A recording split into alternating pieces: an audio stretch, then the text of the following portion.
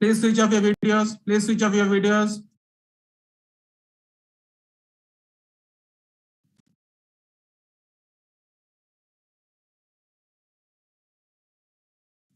Switch off your videos, all of you.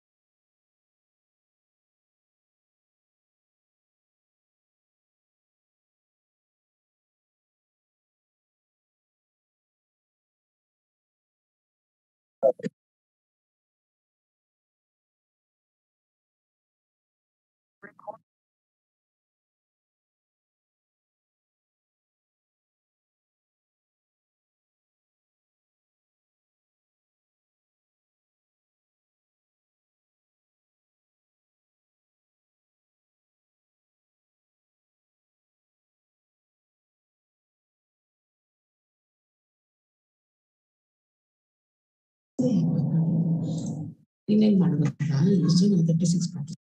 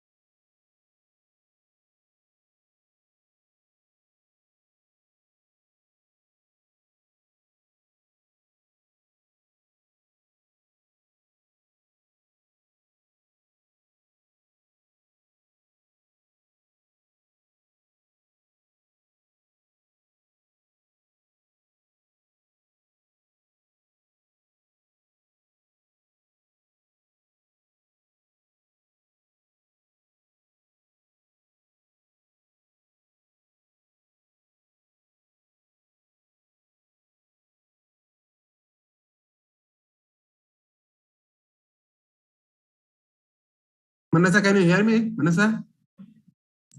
Yes, sir, I can hear you. Dear students, please sit properly and listen to the lecture.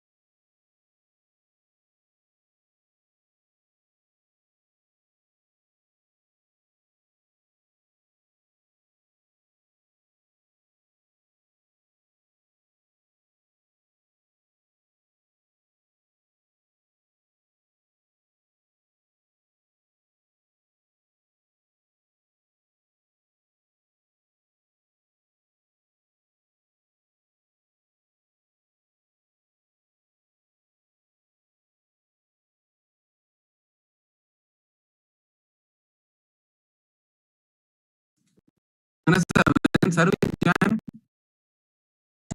Yes, sir. When sir will join, Bhagirath sir? Sir is telling that he has some issues with the system. He'll join very soon. Okay. Okay, sir. First is I will put in the group. Once sir joins, I will put and they will join.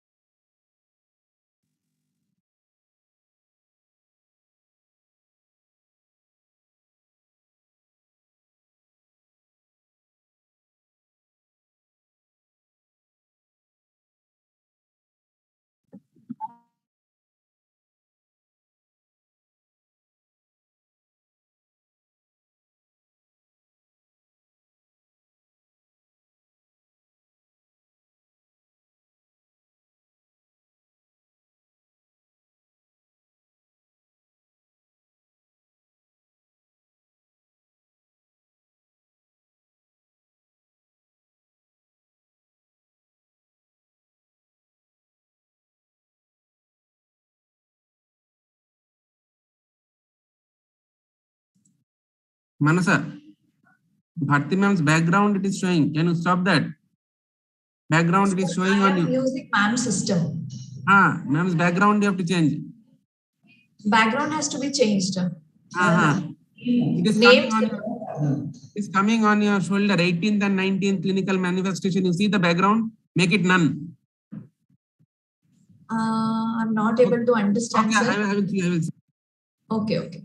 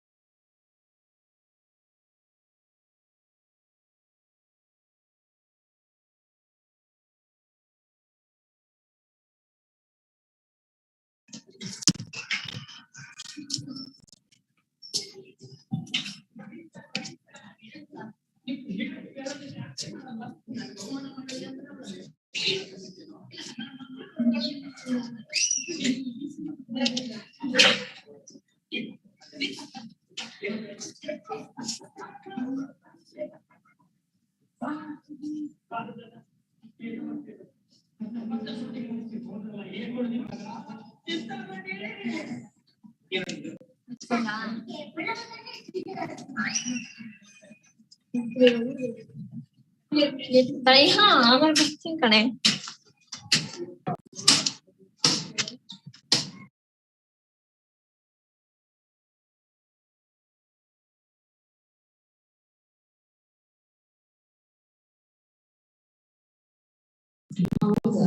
Dear students, kindly stay on mute.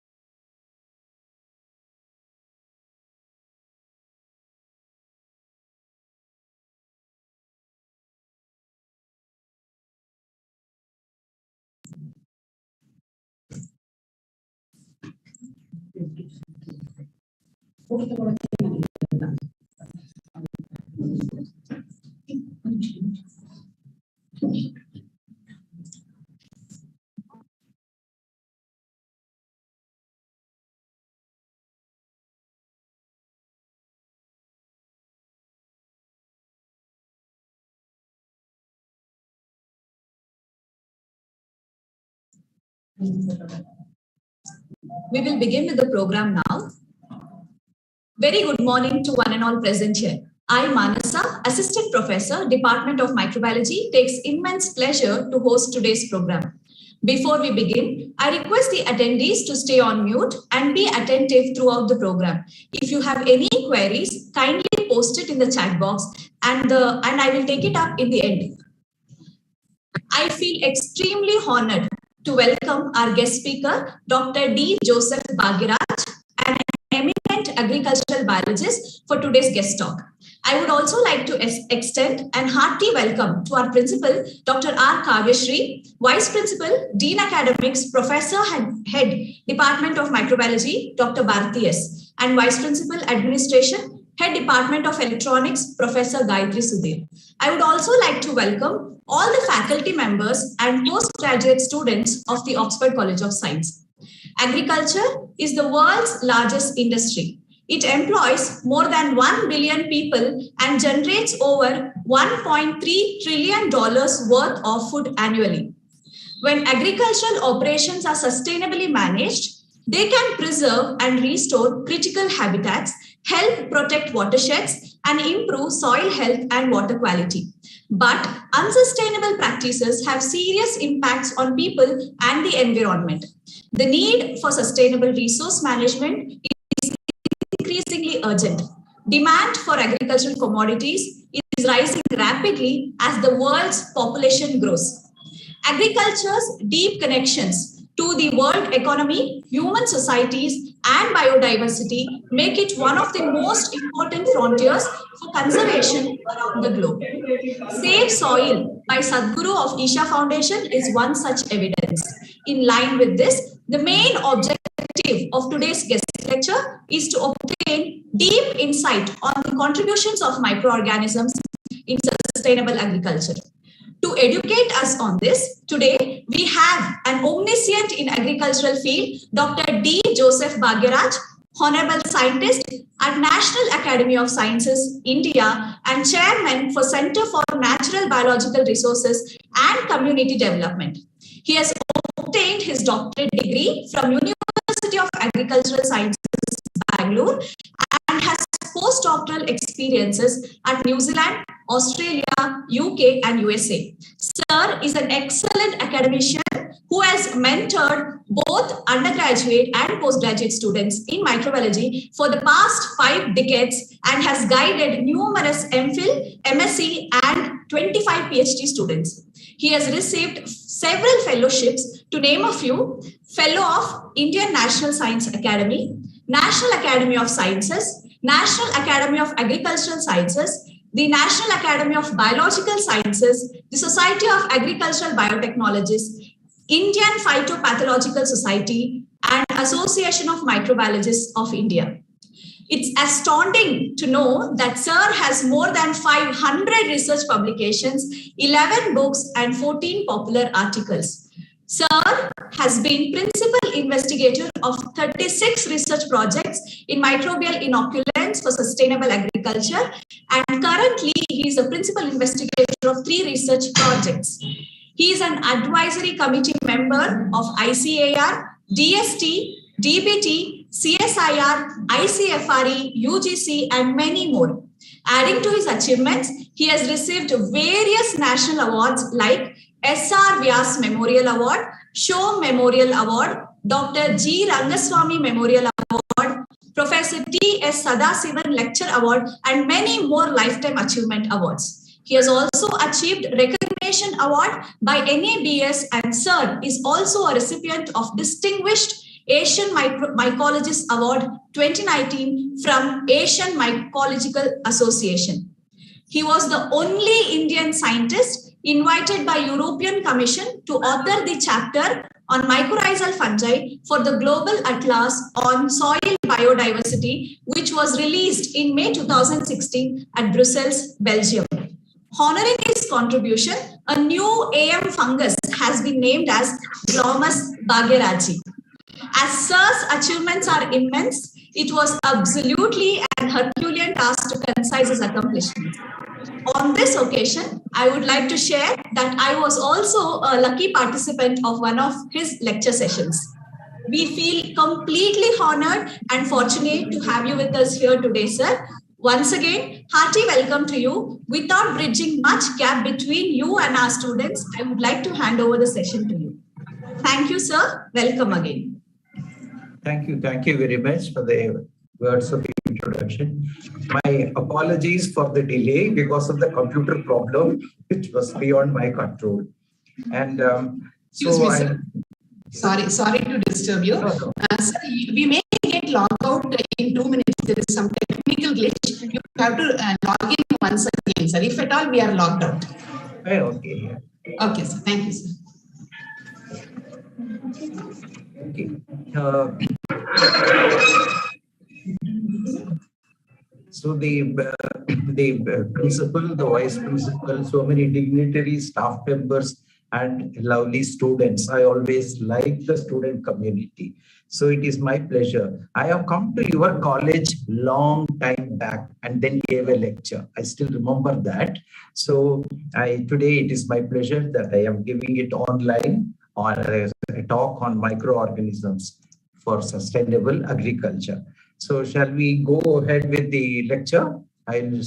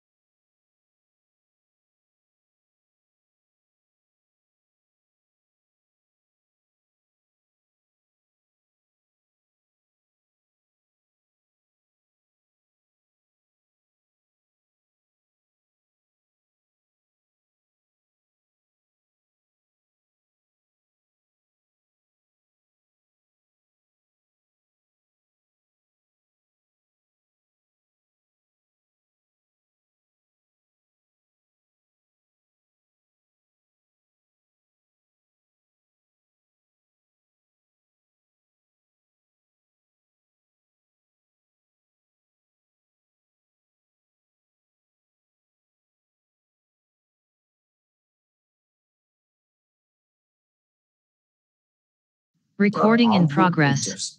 But later work showed that they are beneficial to mankind. So what we are going to cover today is how they are useful in agriculture. Okay, so let us see how the microbes are useful in agriculture. In our country, we know that India got independence in the year 1947. At that time, there was shortage of food. So the food grain production in our country was only 50.8 billion tons. And that was have to wait for the ship to come from US carrying wheat so that that wheat can be used, ground and make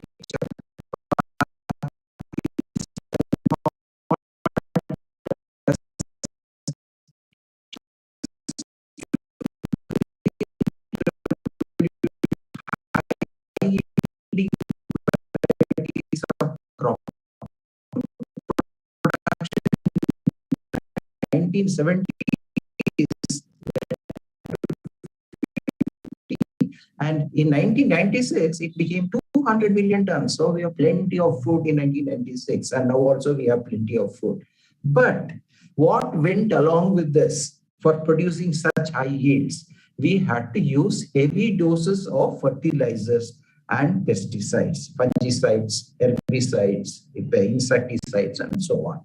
And this went on, and now after so many decades, we have started realizing that our soil is exhausted and it has become sick. And we found that toxic elements in our environment. Our nitrate in the groundwater is many times more than the toxic level because I have used plenty of nitrogenous fertilizers. And we know that the records that pesticides have been recorded in tender coconut water. Okay. Now we are so much worried about the environment. And that is why the concept of organic farming or sustainable agriculture came into picture. What is the main motive of this sustainable agriculture?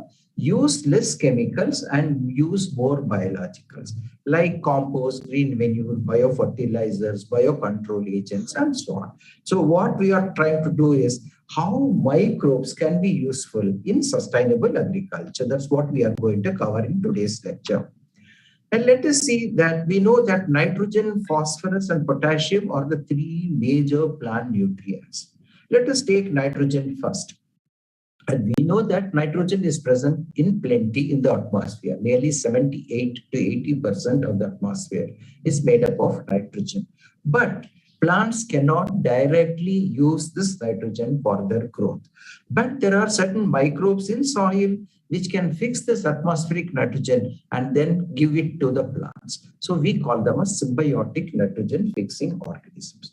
All of us are very familiar with legumes which have root nodules, and they have the rhizobium sitting inside the root nodule which fixes atmospheric nitrogen. Now as per the recent classification, we have three types of nitrogen fixing organisms. One is the symbiotic nitrogen fixing organisms, which are the legume nodulating bacteria. And when we say legume nodulating bacteria, immediately we know that is rhizobium. And so it forms nodules in all the legumes. All of us are familiar with this, right from the middle school it is taught. Okay. Now, what is new in this area? It's just not the rhizobium which can nodulate legumes. There are so closely related other rhizobium species which can also nodulate legumes, like cynorhizobium, allorhizobium, bradyrhizobium, mesorhizobium. Apart from these rhizobium-related species or genera, we have certain other bacteria which can also form nodules in legumes, which we know very little. Most of these experiments, research have come from other countries. Like, what are these bacteria? Phylobacterium, Methalobacterium, Ochromobactrum, Burkholderia, Cupriavidus, Devosia can all form nodules on the legumes. Unfortunately, till today, we do not have one report from India on these bacteria. So there is ample scope for the microbiologists to look into these organisms and come with a new report that it also occurs in our country. And the rhizobia fix atmospheric nitrogen. We know they can fix up to 100 kg nitrogen per hectare per season. And suppose you are interested, or the farmer, your friend is a farmer who is interested in growing groundnut, and it is a legume, and he wants to inoculate that particular crop, groundnut crop, with the rhizobium, and he wants the best rhizobium for inoculating groundnut. So how do we go about, as scientists, how do we go about it? So this I've just shown one nodule, root system of a legume. Nodules, and these nodules are pink in color, and that is because of the particular pigment leg hemoglobin. More leg hemoglobin, the more they look like. And if they are more pink in color, that means a better nitrogen fixer. And we try to isolate rhizobia from such nodules. Okay, we know yeast extract mannitol agar is the best medium for isolating rhizobia. So we bring the nodules from the field. We go to the field. What is our main aim? To select the best rhizobium for inoculating groundnut.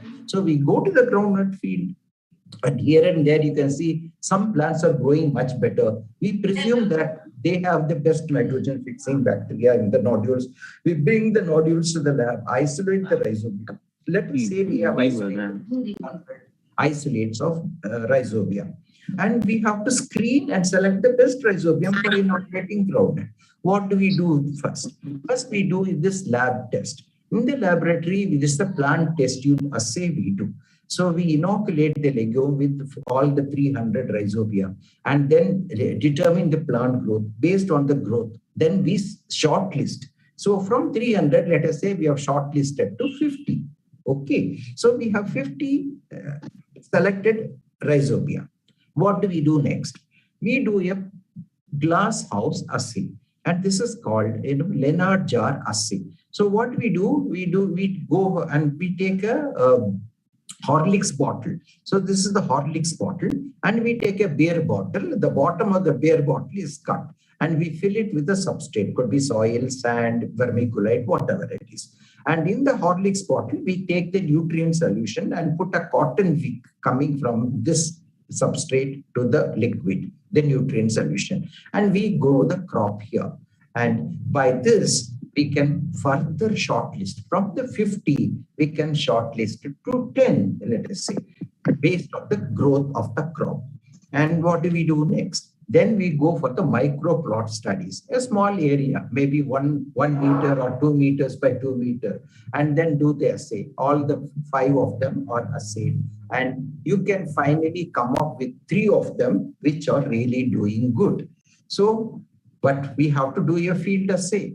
So we go for the micro plot or the big field trials. And this has to be done. India has different ecological zones, and they have different soil types. So it has to be tested across the country. So there is a program called AICRP. So this All India Coordinated Research Project. We can give these 3 rhizobia to them, and they will test it in the different ecological regions of the country. And then based on the results, we select the best rhizobia. So this is what is mass multiplied through fermenters, whatever is in the lab, and then we give it to the farmer. So a farmer now can go to a shop and buy the rhizobium for inoculating groundnut. We have come to that stage. And we had a DST project which we completed about a couple of years back. And this was in Andhra Pradesh, where we did this experiment, and a place called Palamner. And so here we can see the difference, uninoculated with the rhizobium, inoculated with the rhizobium. Those soils were not having rhizobia. That's why they got such wonderful results. Now it has become a common practice that everyone inoculates the crop with rhizobium. And based on the literature, what has been done in our country, we can see that these are the reports which have come by different scientists. In case of chickpea, that is Bengal gram, 5 to 20% increase has been reported. In case of pigeon pea, which is red gram, up to 30% increase depending on the soil type, agroecological zone. That is how we have this variation. And in case of urid bean, black gram, 4 to 25% has been reported. In addition to that, we have another group of organisms which also can nodulate the stem of the legumes. We call them a stem nodule bacteria. You know, the paddy growers usually grow a green manure plant and puddle it into the soil and then transplant rice. It's a very common practice with rice growers. And so here the farmer raises the green manure plant, inoculates with this particular organism, and so it fixes nitrogen not only in the root but also in the stem. That's why we call them a stem nodule bacteria. A classical example that the legume that is grown is Suspenia rostrata, and the bacterium which forms the stem nodule and as well as the root nodule is Azorhizobium collinodens. So this green manure is actually puddled into the soil, and this thing is what rice seedlings are transplanted. This is Suspenia rostrata, and this is close up. You can see this nice nodules on the soil. And other organism which is closely related, an actinomycete, now we call them as actinobacteria, is Frankia, which can also form nodules in casuarina. Okay, if some of you have seen a casuarina plant and try to pull out the root, I'm sure that you will be able to see very big nodules. And the size of the nodule can be as big as a table tennis ball, that big as that. And so it fixes nitrogen, and that is how casuarina grows in very sandy soils. And this is one of the experiments done by us. And you can see the difference in the plant biomass of the seedlings, casuarina seedlings, a significant difference because of inoculation. This is symbiotic nitrogen fixing organism, where it produces nodules in the host system. The second category of nitrogen fixation is the associative nitrogen fixing organisms. And here they do not form nodules, but the bacterium lives in the rhizosphere. They can penetrate the epidermis of the roots, and they can go up to the outer layer, and then they fix atmospheric nitrogen. Okay, so a classical example is Azorhizobium, Azospirillum. And Azospirillum is very commonly nowadays used for inoculating varieties of crop plants. Another example of associative nitrogen fixing bacterium is Gluconoacetobacter diazotrophicus, which is a saccharophilic, that is sugar-loving bacterium. And naturally, you can guess which are the plants like sugarcane, sweet potato, sweet sorghum, and all these are the plants which are colonized by this organism and fix atmospheric nitrogen. I'm just including one table here based on the work of scientists done from different parts of our country. In case of coffee seedling, up to 50% increase in growth has been reported. Coming to the third category of nitrogen fixation is the free-living nitrogen fixing organisms. And an example, well-known example is Acetobacter. Acetobacter colonizes rhizosphere. It will never enter the plant root system, but it will fix the nitrogen and then makes it available for plant growth. Again, lot of work has been done on this group of organisms, and increase in yield in cabbage, tomato, onion, brinjal have all been reported. Coming to another free-living nitrogen-fixing group of organisms, or the cyanobacteria or the blue-green algae. All of us are familiar with these, Nasta, Cannabina, Dolibotrix, and they are all photoautotrophic organisms, and the heterocyst is the site of nitrogen fixation in this organism. The advantage of these cyanobacteria is that the farmer himself will be able to mass multiply it in the field. And so here I will tell you how a farmer can mass multiply. They are just giving one table, and because of inoculation with these cyanobacteria, 17% increase in rice yield has been reported. And this is the filament, and you can see the heterocyst, which is the site of nitrogen fixation.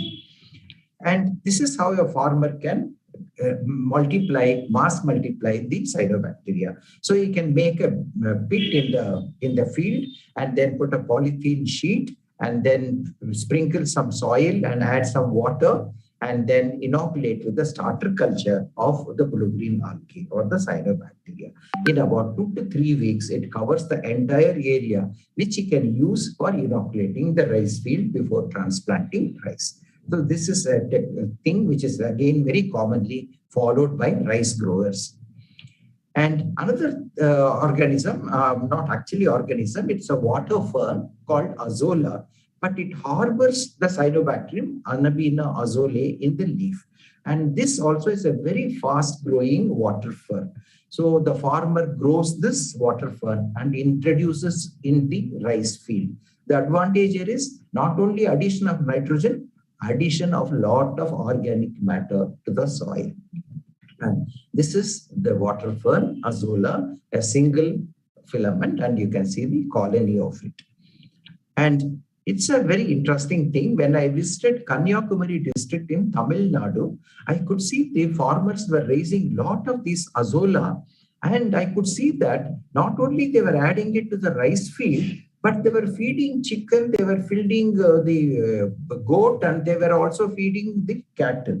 I asked them, what is that they are doing? Then they said, when we feed azolla, we get increased weight of chicken and goat or sheep, and also increased milk yield. And this simple thing which the farmers have found is now spreading to other parts of the country now. So I think it's not become very popular in Karnataka. I'm sure that in days to come, it will become very popular.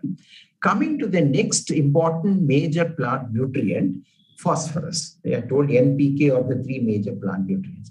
Coming to phosphorus, most of our Indian soils are tropical soils. Okay, the tropical soils are deficient in phosphorus. Any soil having less than 10 ppm of available P is considered to be deficient in phosphorus.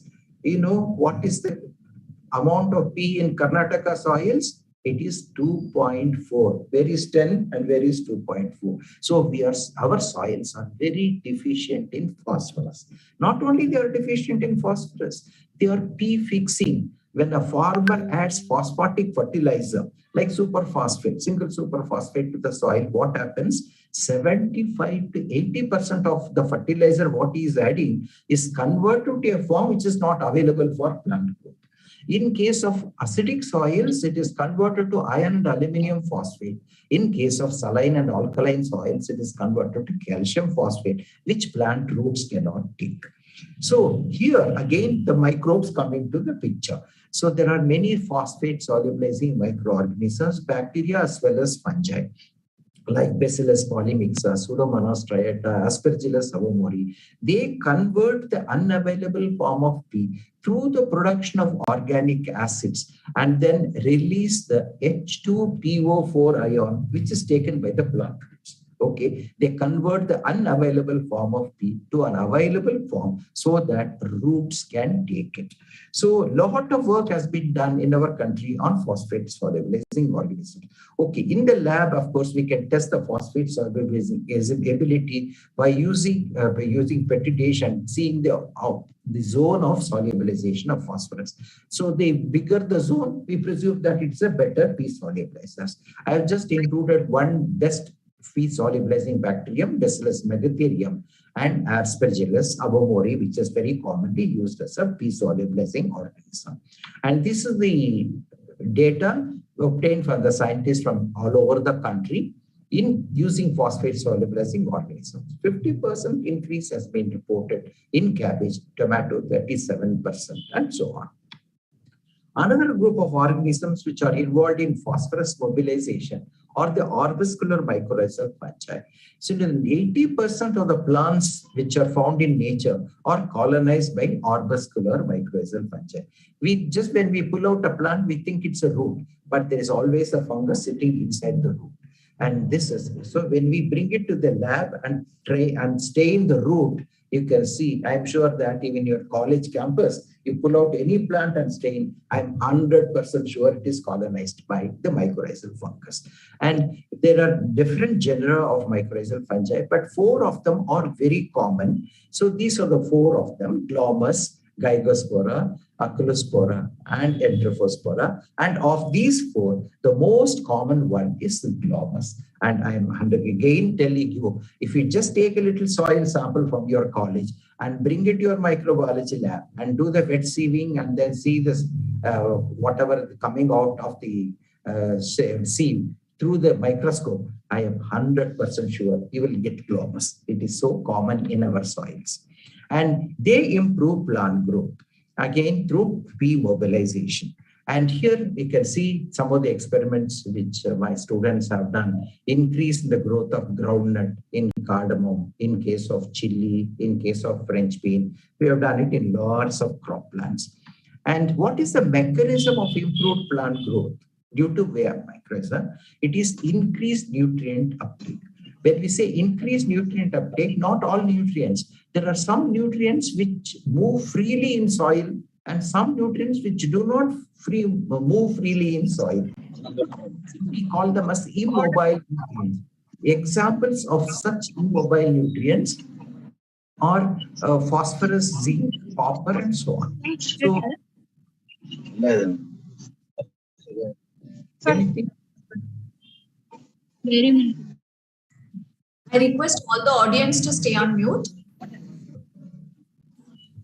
So mycorrhizal fungi helps in the uptake of more nutrients which are less mobile or immobile in soil solution, like phosphorus, zinc, and copper, and so on. And they also have synergistic interaction with other soil organisms like nitrogen-fixing organisms, phosphate-solubilizing organisms, PGPR, and so on.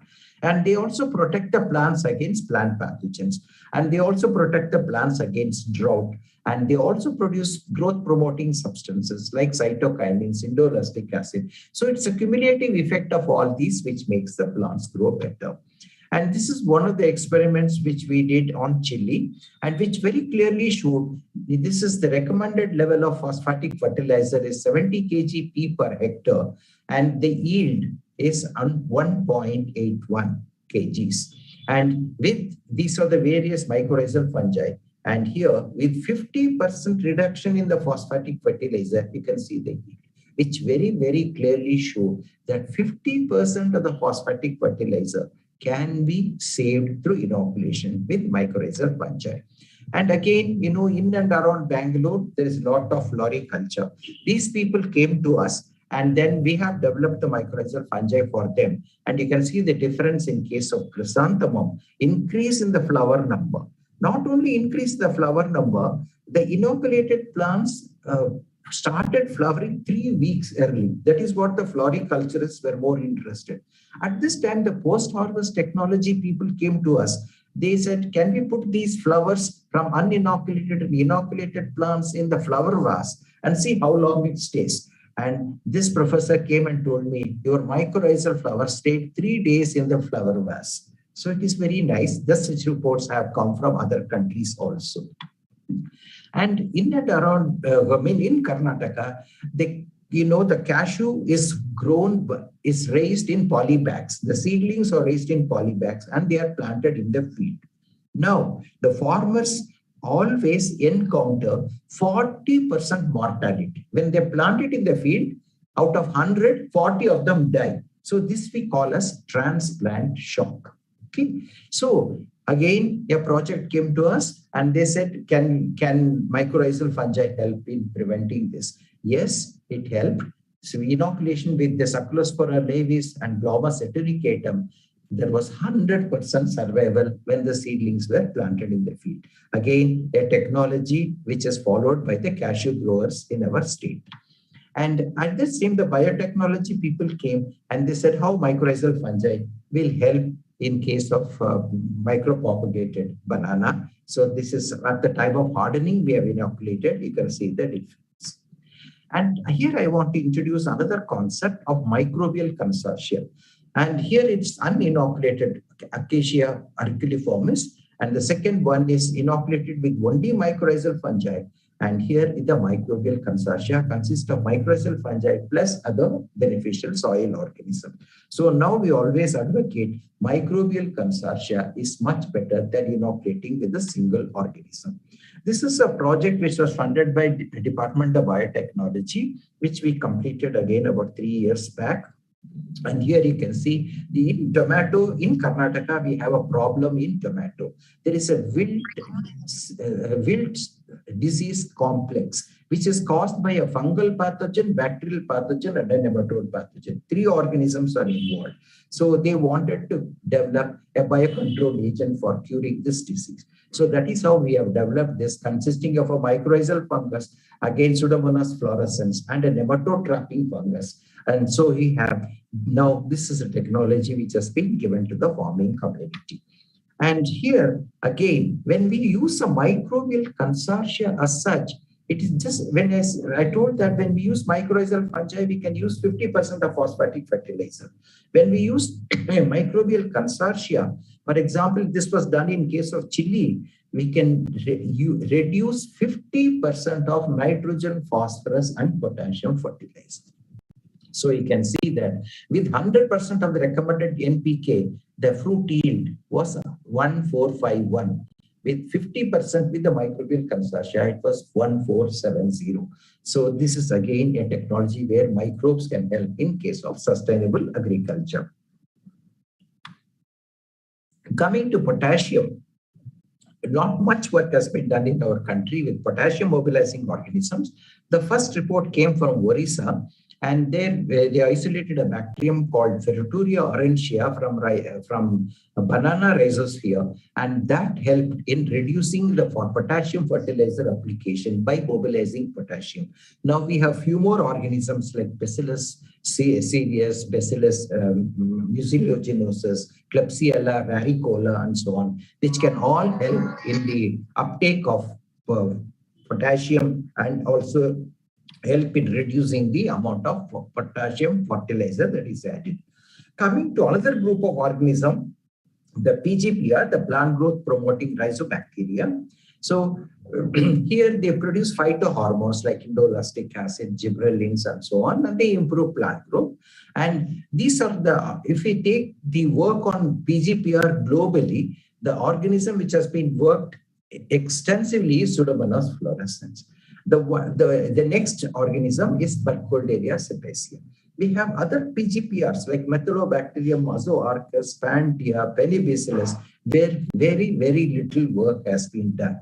Again, we had a scientist who came as a postdoctoral fellow from Pantnagar Agricultural University. She worked with me for 3 years, and her work was on French bean, and she developed the best PGPR for inoculating French bean, and that happened to be Pantia agglomerans. So you can see the fresh weight. This is from the field studies. She took the PGPR studies from laboratory to the glasshouse, then to the field trial, finally to the farmer's field. And you can see this is the increase in yield. And similarly, such PGPR work has been done with chili also. And here again, other students work. And you can see this Bacillus licheniform is the best PGPR that can be used for inoculating chili. And another problem that we face is the compost making. So here, the Karnataka State Brewers and Distillers Association, they came to us and asked for some help.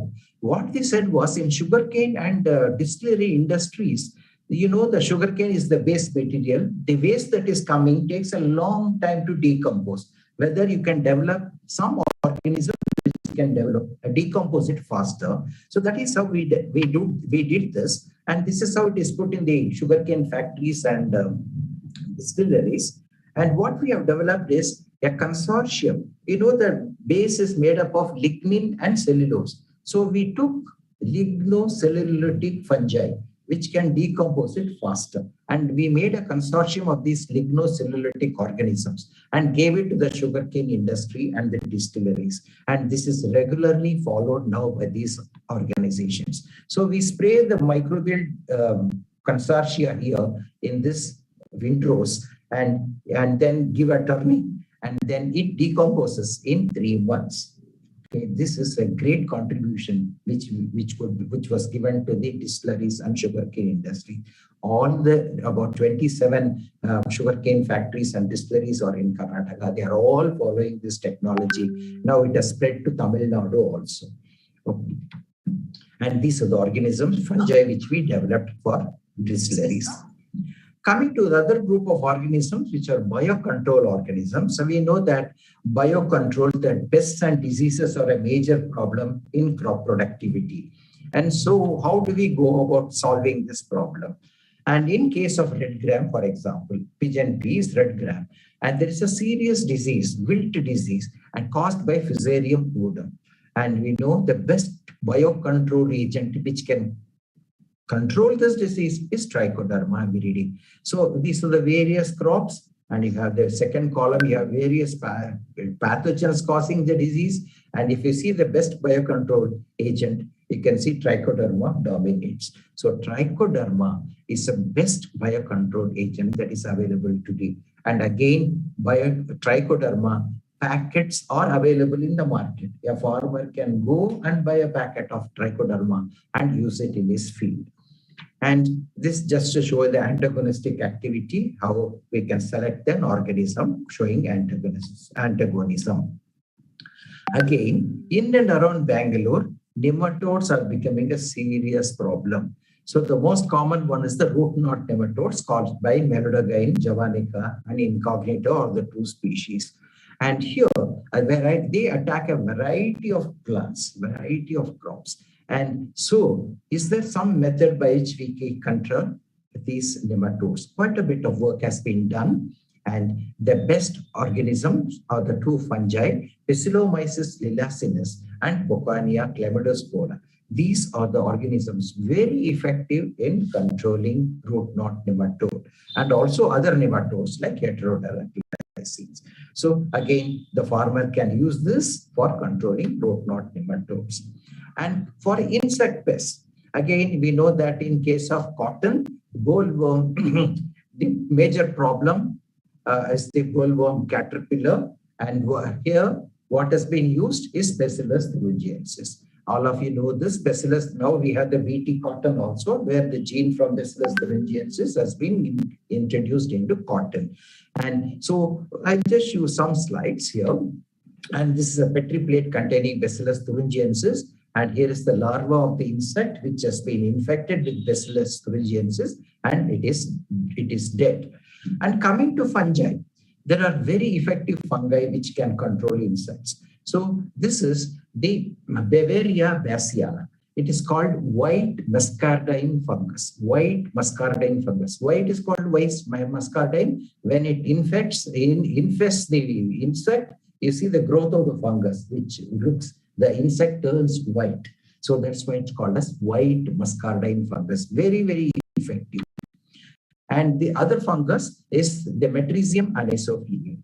And this is called as green muscardine fungus. You can see the the grasshopper here, and which has been covered by the growth of the fungus and kills it. So these are the very 2 effective fungi which is used as biocontrol for the biocontrol of insect pests. And then coming to the virus. Hello, sir. Yes. I'm very sorry, sir. There is another technical glitch. We'll have to end the meeting now and join back again, sir. Oh, yeah, okay. Okay. Participants, please join using the same link. Stop.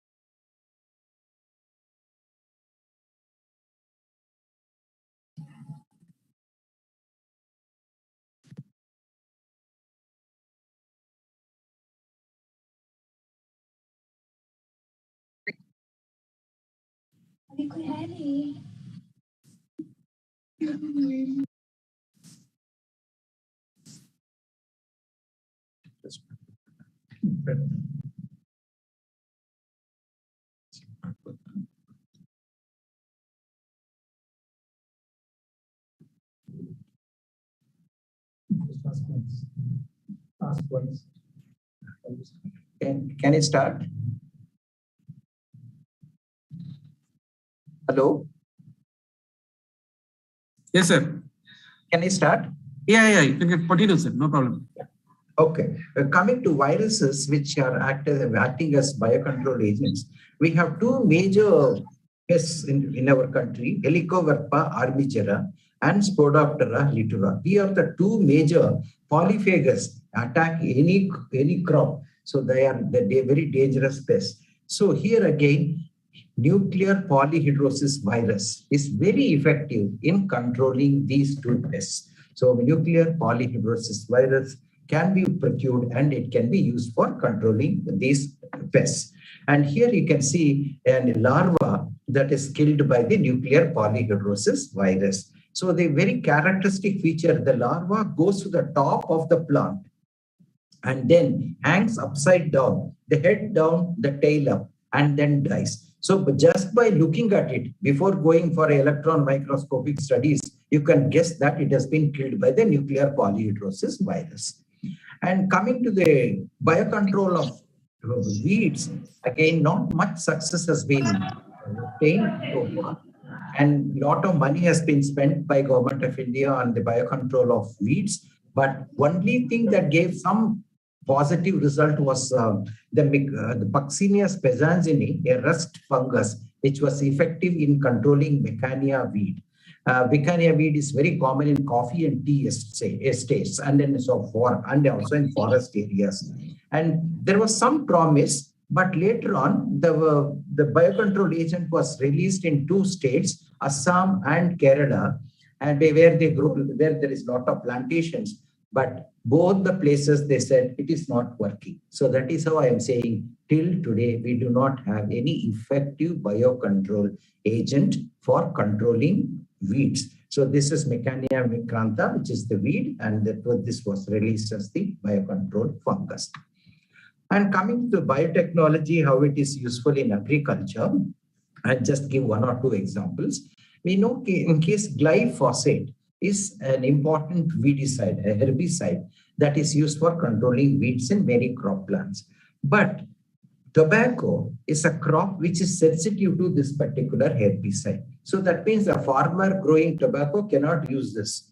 There are some bacteria which are resistant to glyphosate. So this resistant gene has been transferred through protoplast fusion from the bacteria to tobacco. And now we have glyphosate resistant tobacco. Now the farmer can grow glyphosate resistant tobacco and he can use glyphosate for killing the weeds.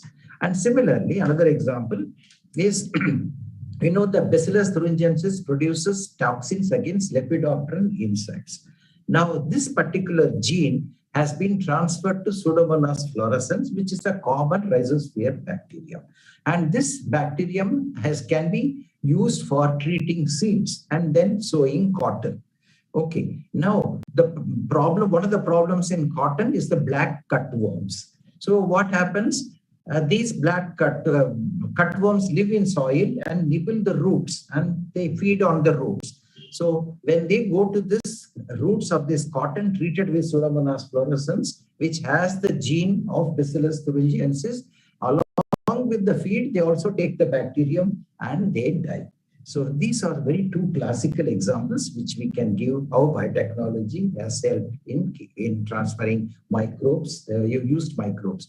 And again, nanotechnology is such a popular thing, becoming very, very important nowadays. And we know that people have started using microorganisms for synthesis of nanoparticles instead of using plants because it's much cheaper, it takes less time. And they have great significance in areas like rapid diagnosis of diseases, development of vaccines, control of environmental pollution, preservation of foods. And there are now nano fertilizers are available, biocides, antimicrobial agents. So this is another area which is very, very interesting, and many people are getting interested in this particular. Finally, I just wanted to come to biodiversity, where a lot of importance is given nowadays. And we know that there are considerable amount of work has done in on biodiversity. And of course, the soil biodiversity is given lots of importance. Okay, when we say soil biodiversity is given a lot of importance, and what is that? People have been seeing where to look for the new type of organisms. Okay, people have been saying we are getting the same organism. When we go to the soil and isolate the organism, we are getting the same organism. Where do we go and look for the newer organisms? Why I'm saying is, with all the work that has been done on microbiology so far, only it is claimed that only 3% of the microorganisms existing in nature we know. We do not know 97% of the microorganisms existing in nature. Now the next question is, where are they hiding? Where are these 97% of organisms hiding? There is a global committee to work on this, and they have suggested these environments. They may be present.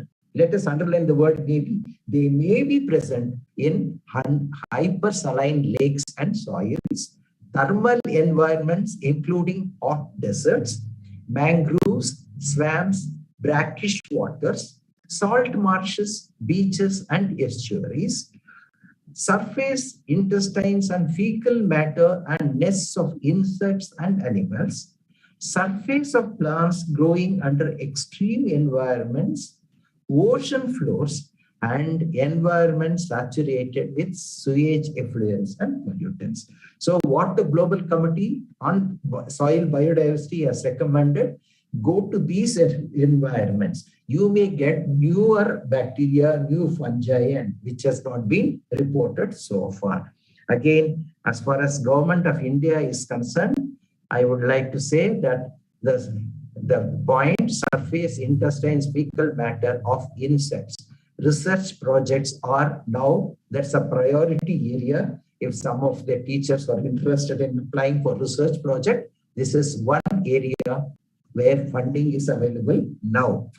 Okay, so let us, what I want to say is, there is ample scope for young people here, the students, to look into these environments, isolate a new organism. You may come up with a new bacterium, new fungus, and which will have a very useful effect which will be useful for mankind.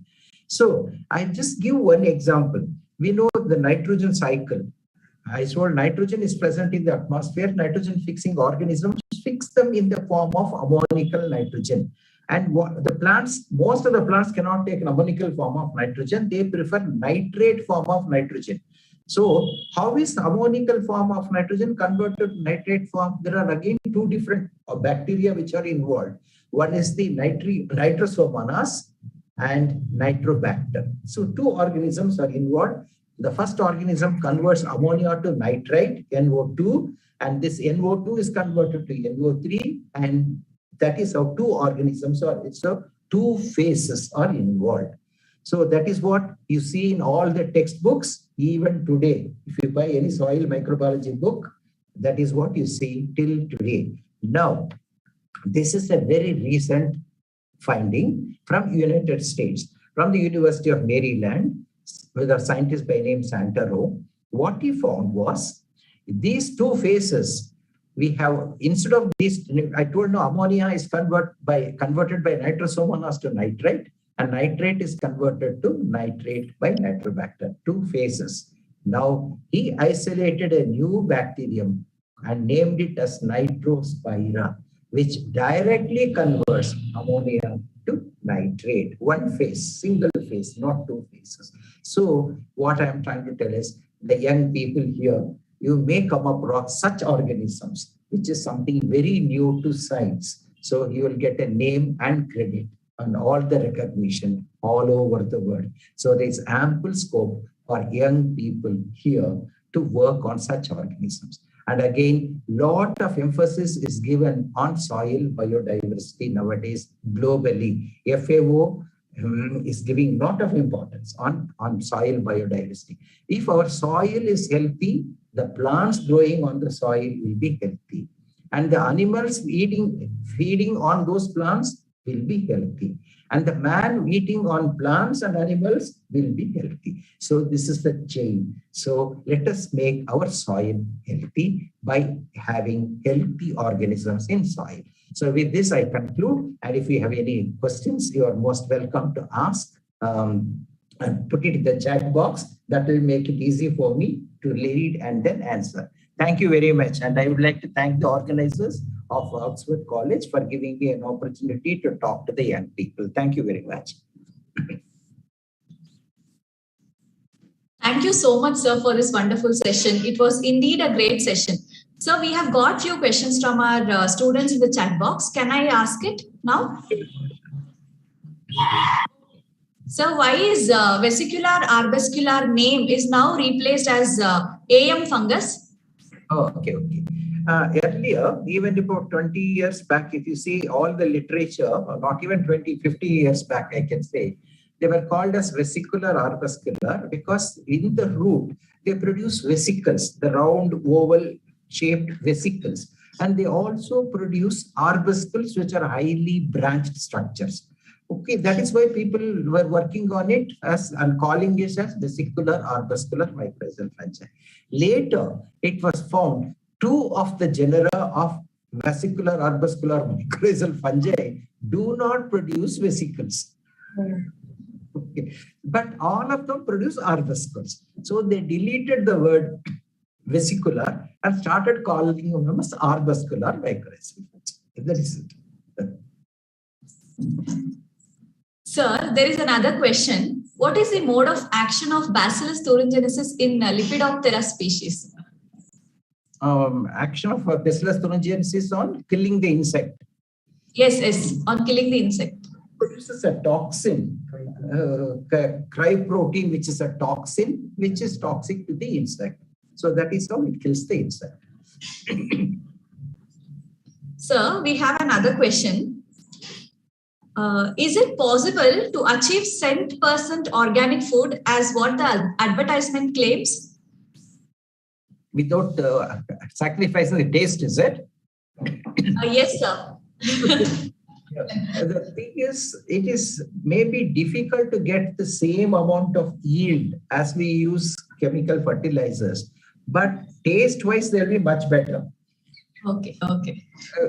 Taste-wise, they're much better. And only thing is, that's what we, even in sustainable agriculture, what is recommended is not removing 100% chemicals. Reduce the amount of chemicals and use other biologicals like biofertilizers, biocontrol agents, and green manure plants, compost, and so on. Okay. So we have another question from the student. Organic farming is now in trend, and many of the biofertilizer that we get in the market is of low cost compared